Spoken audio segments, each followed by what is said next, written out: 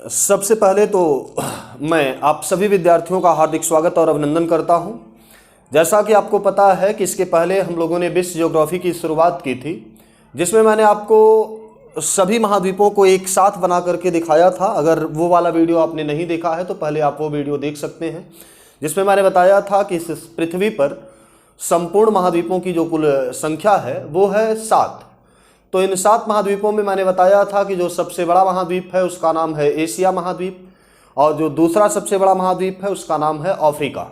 इसी तरीके से पृथ्वी का सबसे छोटा महाद्वीप ऑस्ट्रेलिया है, और इसी तरीके से पृथ्वी का दूसरा सबसे छोटा महाद्वीप कौन सा है? यूरोप है। और साथ ही साथ मैंने आपको उत्तरी अमेरिका महाद्वीप के बारे में एक बेसिक इन्फॉर्मेशन दिया था, जिसमें मैंने आपको उत्तरी अमेरिका महाद्वीप के बारे में थोड़ा बहुत बताया था। तो आज हम लोग एक नए महाद्वीप की शुरुआत करेंगे, जिस महाद्वीप का नाम है दक्षिणी अमेरिका महाद्वीप। तो यहाँ पर देखिएगा, ये दक्षिणी अमेरिका महाद्वीप का मैप बना हुआ है, और इस दक्षिणी अमेरिका महाद्वीप को पढ़ने से पहले कुछ बेसिक चीज़ें होती हैं, पहले उसको समझ लेना है कि वो बेसिक चीज़ क्या है। तो यहाँ पर देखिएगा, महाद्वीप का जैसे बार बार आता है कि उत्तरी हिस्सा कौन सा है, दक्षिणी हिस्सा कौन सा है, पूर्वी हिस्सा कौन सा है, पश्चिमी हिस्सा कौन सा है। तो उसके लिए इस तरीके से हमें डायरेक्शन बना लेनी है। किसी भी महाद्वीप को जब आप देखें तो इस तरीके से डायरेक्शन बना लें, और इस चीज़ को ला करके यहाँ पर फिट कर दें। तो कहने का मतलब कि ये उत्तरी दिशा, ये उत्तरी दिशा हो जाएगी। इसी तरीके से ये दक्षिणी अमेरिका महाद्वीप का पूर्वी भाग हो जाएगा। इसी तरीके से ये दक्षिणी अमेरिका महाद्वीप का पश्चिमी भाग हो जाएगा। इसी तरीके से ये दक्षिणी अमेरिका महाद्वीप का दक्षिणी भाग हो जाएगा। तो इस तरीके से आप ये कह सकते हैं कि ये उत्तरी अमेरिका महाद्वीप का उत्तरी भाग है, ये दक्षिणी अमेरिका महाद्वीप का उत्तरी भाग है। इसी तरीके से ये दक्षिणी अमेरिका महाद्वीप का पूर्वी भाग है। इसी तरीके से ये दक्षिणी अमेरिका महाद्वीप का पश्चिमी भाग है। इसके नीचे जब आप जाएंगे तो ये दक्षिणी अमेरिका महाद्वीप का दक्षिणी भाग होगा। तो यहाँ पर देखिएगा, जो ये दक्षिणी अमेरिका महाद्वीप है, अगर हम इसकी बात करें तो ये दक्षिणी अमेरिका महाद्वीप मुख्यतः 2 महासागरों के माध्यम से घिरा हुआ है, जिसमें एक महासागर है प्रशांत महासागर, और दूसरा प्रमुख महासागर है जिसका नाम है अटलांटिक महासागर। अब देखिएगा, जो ये प्रशांत महासागर है ये दुनिया का सबसे बड़ा महासागर है। इसी तरीके से अटलांटिक महासागर दुनिया का दूसरा सबसे बड़ा महासागर है। अब ये यहाँ पर देखिएगा, यहाँ पर जो महासागर है इसका नाम क्या है? तो इसका भी नाम है अटलांटिक महासागर। तो कहने का मतलब कि दक्षिणी अमेरिका महाद्वीप के उत्तर पूर्वी हिस्से पर कौन सा महासागर है? अटलांटिक महासागर स्थित है। अब यहाँ पर देखिएगा, जो ये दक्षिणी अमेरिका महाद्वीप दिखाई दे रहा है, अगर हम दक्षिणी अमेरिका महाद्वीप में देशों की बात करें तो दक्षिणी अमेरिका महाद्वीप में कुल स्वतंत्र देशों की संख्या 12 है। तो दक्षिणी अमेरिका महाद्वीप में स्वतंत्र देशों की संख्या 12 है, और इन 12 देशों में अगर हम बात करें, जो सबसे बड़ा देश है उस देश का नाम है ब्राज़ील। तो दक्षिणी अमेरिका महाद्वीप में स्वतंत्र देशों की संख्या 12 है, जिसमें सबसे बड़ा देश कौन सा है? ब्राज़ील है। अब जो ये ब्राज़ील है, अब सोचिए कि इस महाद्वीप में कुल देशों की संख्या 12 है, और इन 12 देशों में से दक्षिणी अमेरिका महाद्वीप के सभी देश, लगभग सभी देश ब्राज़ील के साथ राजनैतिक सीमा का निर्माण करते हैं। लेकिन हाँ, आपको ये बात भी याद रखनी है कि दक्षिणी अमेरिका महाद्वीप के सभी देश ब्राज़ील के साथ राजनैतिक सीमा का निर्माण करते हैं, लेकिन दक्षिणी अमेरिका महाद्वीप के 2 देश ऐसे भी हैं जो ब्राज़ील के साथ राजनैतिक सीमा का निर्माण नहीं करते हैं। तो याद रखिएगा, वो देश कौन कौन से हैं जो ब्राज़ील के साथ राजनैतिक सीमा का निर्माण नहीं करते हैं, क्योंकि यही बात आसान होगी कि हम 12 देशों को याद करें या अधिकांश देशों को याद करें जो ब्राज़ील के साथ सीमा रेखा बनाते हैं। उससे बेहतर बात यह है कि हम उन देशों को याद कर लें जो ब्राज़ील के साथ सीमा रेखा नहीं बनाते हैं, क्योंकि अधिकांश देश तो ब्राज़ील के साथ सीमा रेखा बना ही रहे हैं। लेकिन 2 देश ऐसे हैं जो ब्राज़ील के साथ सीमा रेखा नहीं बना रहे हैं, उन्हीं का नाम हमें याद रखना होता है। तो याद रखिएगा, कौन कौन से वो देश हैं जो ब्राज़ील के साथ सीमा रेखा नहीं बनाते हैं। तो उसमें एक देश का नाम है जिसका नाम है चिली। तो चिली जो है ब्राज़ील के साथ राजनैतिक सीमा नहीं बनाता है। इसी तरीके से एक देश है जिसका नाम है इक्वाडोर, और ये इक्वाडोर भी ब्राज़ील के साथ राजनैतिक सीमा नहीं बनाता है। तो याद रखिएगा, दक्षिणी अमेरिका महाद्वीप के 2 देश चिली और इक्वाडोर ब्राज़ील के साथ राजनैतिक सीमा नहीं बनाते हैं, बाकी इस महाद्वीप के जितने भी देश हैं वो सभी देश ब्राजील के साथ राजनीतिक सीमा का निर्माण करते हैं। अब देखिएगा जो ये दक्षिणी अमेरिका महाद्वीप है ये विश्व का चौथा सबसे बड़ा महाद्वीप है। अब ये चौथा सबसे बड़ा महाद्वीप कहने का मतलब कि सबसे बड़ा महाद्वीप एशिया है, एशिया के बाद अफ्रीका की बारी आती है, अफ्रीका के बाद उत्तरी अमेरिका महाद्वीप की बारी आती है, उत्तरी अमेरिका महाद्वीप के बाद दक्षिणी अमेरिका महाद्वीप की बारी आती है। तो याद रखिएगा दक्षिणी अमेरिका महाद्वीप विश्व का चौथा सबसे बड़ा महाद्वीप है। तो विश्व का चौथा सबसे बड़ा महाद्वीप कौन सा? दक्षिणी अमेरिका महाद्वीप। और इस दक्षिणी अमेरिका महाद्वीप में स्वतंत्र देशों की कुल संख्या कितनी है? तो याद रखना है दक्षिणी अमेरिका महाद्वीप में स्वतंत्र देशों की संख्या 12 है, जबकि 3 अधीनस्थ देश भी हैं। जब उनको ऐड कर दिया जाता है तो 15 बताया जाता है, लेकिन याद रखिएगा हमें स्वतंत्र देशों को याद रखना है जिनकी संख्या कितनी है? 12 है। और इन 12 देशों में सबसे बड़ा देश ब्राज़ील है। और मैंने बताया कि ब्राज़ील के साथ इस दक्षिणी अमेरिका महाद्वीप के अधिकांश देश राजनीतिक सीमा का निर्माण करते हैं, लेकिन 2 देश ऐसे थे जो ब्राज़ील के साथ राजनीतिक सीमा नहीं बनाते थे। उसमें एक नाम था चिली और दूसरा नाम क्या था? इक्वाडोर। तो चिली और इक्वाडोर 2 ऐसे देश हैं जो ब्राज़ील के साथ राजनीतिक सीमा नहीं बनाते हैं। अब इसके बाद देखिएगा ये दक्षिणी अमेरिका महाद्वीप का पश्चिमी भाग है। और इस दक्षिणी अमेरिका महाद्वीप के पश्चिमी भाग पर किस महासागर का विस्तार हुआ है? तो यहाँ पर ध्यान से देखिएगा ये महासागर कौन सा है? प्रशांत महासागर है। अब इसी प्रशांत महासागर के तट पर आपको याद रखना है कि जो ये दक्षिणी अमेरिका महाद्वीप का ये प्रशांत महासागर का तटीय क्षेत्र है, इसी तट पर एक पर्वतमाला का विस्तार हुआ है जिसका नाम है एंडीज। अब देखिएगा जो ये एंडीज पर्वत है इसका विस्तार दक्षिणी अमेरिका महाद्वीप के यहाँ पर देखिएगा उत्तरी क्षेत्र से लेकर के दक्षिणी क्षेत्र तक इसका विस्तार हुआ है।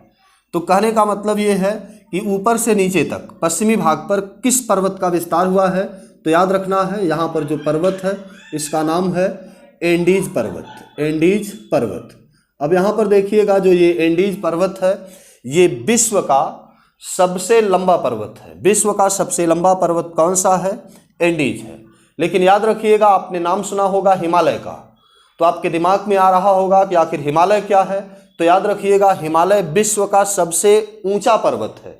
लेकिन अगर लंबाई की बात करें तो विश्व का सबसे लंबा पर्वत कौन सा है? एंडीज पर्वत है, जिसका विस्तार वेनेजुएला से लेकर के लास्ट में आएंगे तो यहाँ पर चिली अर्जेंटीना तक हुआ है। और इसमें अगर यहाँ से यहाँ तक देखेंगे तो देशों की जो कुल संख्या आती है ये संख्या आती है 7। तो इस महाद्वीप में लगभग 12 देश हैं और इन 12 देशों में से 7 देशों में किसका विस्तार हुआ है? एंडीज पर्वत का विस्तार हुआ है। तो याद रखिएगा एंडीज विश्व का सबसे लंबा पर्वत है। एंडीज के बारे में पहली बात आपको याद रखनी है कि ये विश्व का सबसे लंबा पर्वत है, लंबा पर्वत है। साथ ही साथ इसके बारे में दूसरा फैक्ट याद रखना है, ये दूसरा सबसे ऊंचा पर्वत है। तो दूसरा सबसे ऊंचा पर्वत एंडीज, विश्व का सबसे लंबा पर्वत एंडीज। अब देखिएगा जो ये एंडीज पर्वत है इसी एंडीज पर्वत की जो सबसे ऊंची चोटी है उसका नाम है एकांकागुआ या माउंट एकांकागुआ। तो ये माउंट एकांकागुआ याद रखिएगा एंडीज पर्वत की सबसे ऊंची चोटी है। तो एंडीज पर्वत की सबसे ऊंची चोटी कौन सी है?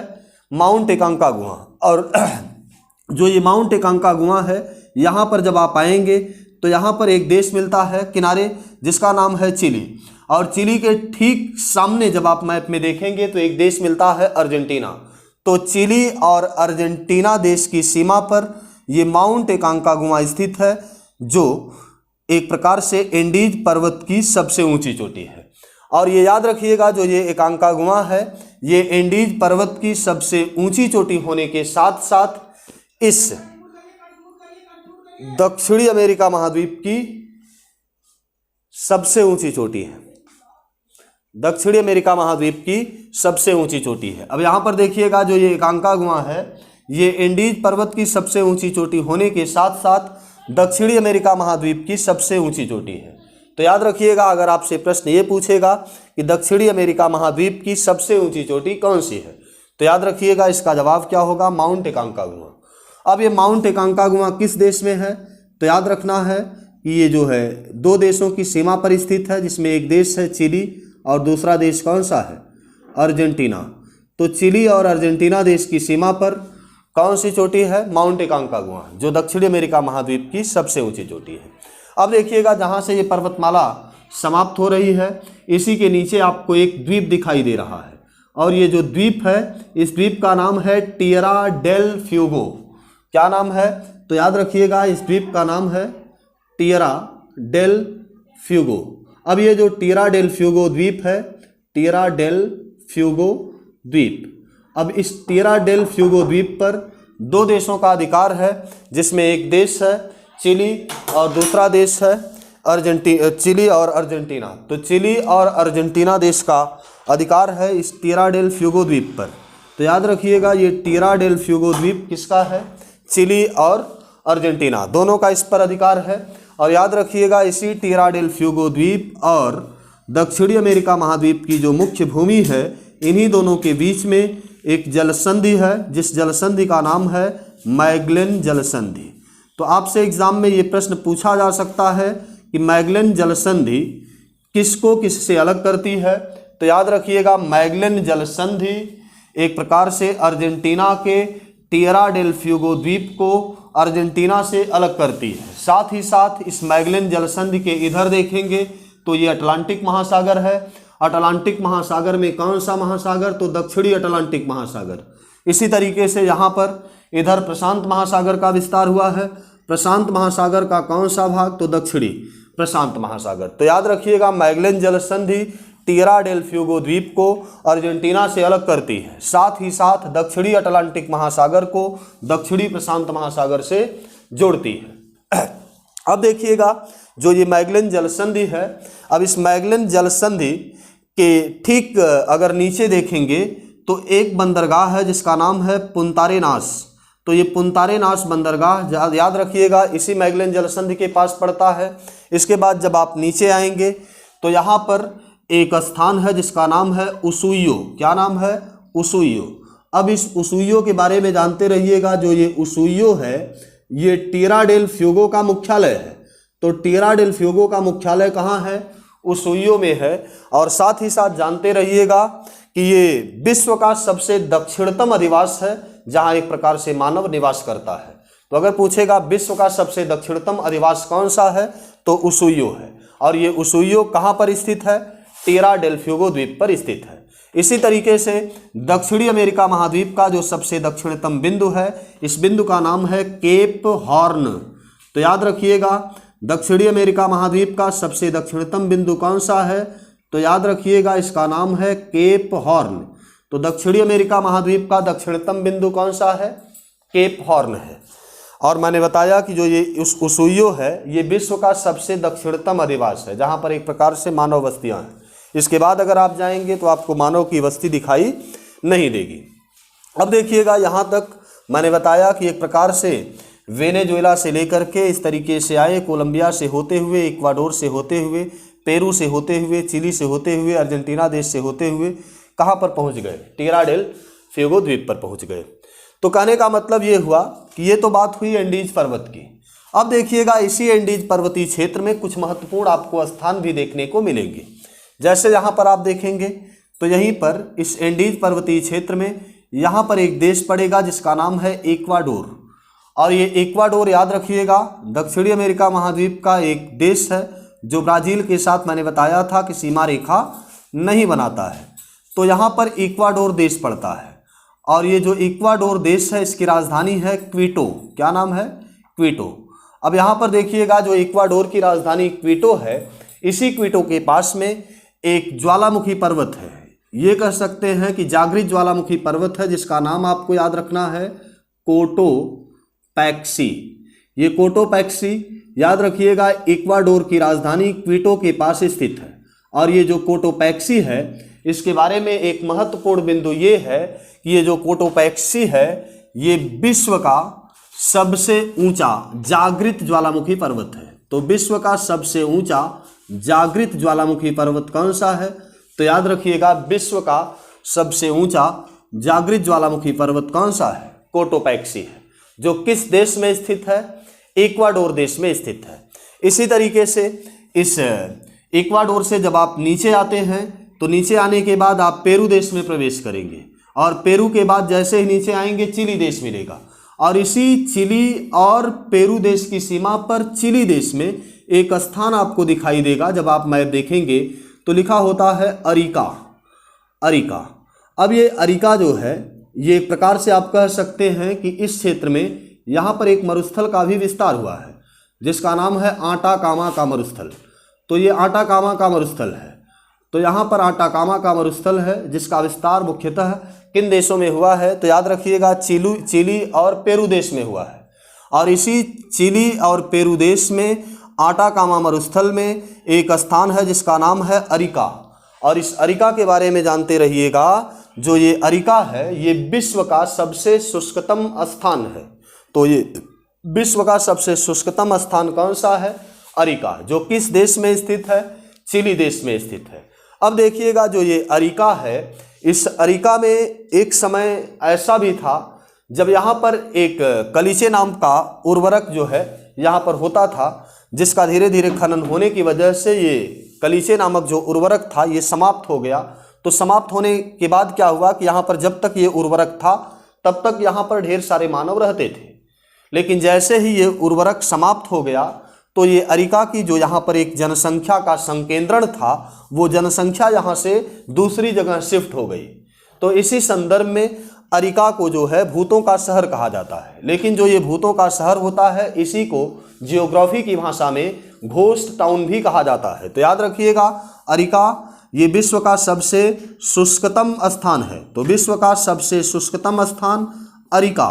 और मैंने बताया कि यहाँ पर किस चीज़ का खनन होता था, तो यहाँ पर कलीचे नामक उर्वरक का खनन होता था। उर्वरक है तो कलीचे नामक उर्वरक का था यहाँ पर भंडार, जिसके बाद मैंने बताया कि ये भंडार समाप्त हो गया। और जब ये भंडार समाप्त हुआ तो यहाँ की जो एक प्रकार से जनसंख्या थी ये दूसरे स्थानों पर शिफ्ट हो गई। इसी वजह से यहाँ पर मानव का अधिवास न होने की वजह से मैंने बताया कि इसे भूतों का शहर कहा जाता है। लेकिन इसी बात को जियोग्राफी की भाषा में घोस्ट टाउन भी कहा जाता है। तो याद रखिएगा घोस्ट टाउन किसे कहा जाता है, तो याद रखना है घोस्ट टाउन किसे कहा जाता है? अरिका को कहा जाता है। अब इस अरिका से जब नीचे आएंगे तो अरिका से नीचे आने के बाद इसी आटाकामा मरुस्थल के पास, मतलब कहने का मतलब एक बात और भी याद रखिएगा, जो ये आटाकामा का मरुस्थल है इसका विस्तार प्रशांत महासागर के तट पर हुआ है और ये विश्व का सबसे शुष्कतम मरुस्थल है। तो विश्व का सबसे शुष्कतम मरुस्थल आटाकामा है। इसी तरीके से आपने पढ़ा होगा विश्व का सबसे गर्म मरुस्थल सहारा मरुस्थल है। विश्व का सबसे बड़ा मरुस्थल सहारा मरुस्थल है। विश्व का सबसे ठंडा मरुस्थल गोबी का मरुस्थल है। सहारा मरुस्थल अफ्रीका महाद्वीप में है, गोबी मरुस्थल एशिया महाद्वीप में है। तो याद रखिएगा विश्व का सबसे गर्म मरुस्थल सहारा, विश्व का सबसे ठंडा मरुस्थल गोबी का मरुस्थल, विश्व का सबसे शुष्कतम मरुस्थल, तो याद रखिएगा विश्व का सबसे शुष्कतम मरुस्थल कौन सा है? आटाकामा। तो आटाकामा मैंने बताया कि एक स्थान आपको अरिका याद रखना है। अरिका के बाद यहाँ पर थोड़ा सा जब नीचे आएंगे तो अरिका के पास आपको एक स्थान मिलेगा जिसका नाम है एक्विक। क्या नाम है? एक्विक है। तो एक्विक लिखने के लिए यहाँ पर जगह है नहीं, तो इस एक्विक को मैं यहाँ पर लिख रहा हूँ। ये एक्विक किस देश में स्थित है? तो याद रखिएगा जो ये एक्विक है ये चिली देश में पड़ता है और इसी एक्विक के पास एक स्थान है जिसका नाम है चिक्विकमाटा। चिक्विकमाटा। तो एक्विक के पास कौन सा स्थान है? चिक्विकमाटा है। अब ये चिक्विकमाटा नामक स्थान हमें किस लिए जानना है? तो याद रखिएगा जो ये एक्विक के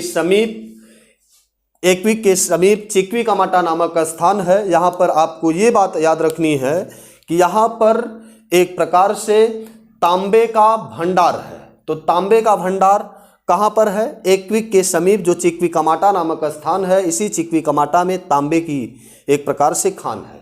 तो ये जो चिक्विकमाटा है ये तांबे की खान के लिए या तांबे के खनन के लिए जाना जाता है। इसी तरीके से आप और नीचे आएंगे और नीचे आने के बाद जब आप यहाँ पर आते हैं तो एक प्रकार से अर्जेंटीना में पहुँच जाते हैं। और अर्जेंटीना में जब आप पहुँचते हैं तो इसी अर्जेंटीना में एक घास का मैदान है जिसका नाम आपने सुना होगा पंपास घास का मैदान। अब ये जो पंपास घास का मैदान है ये किस देश में है? तो पहला प्रश्न आपसे यही पूछा जाता है कि पंपास घास का मैदान किस देश में पाया जाता है? तो याद रखिएगा पंपास घास का मैदान किस देश में पाया जाता है?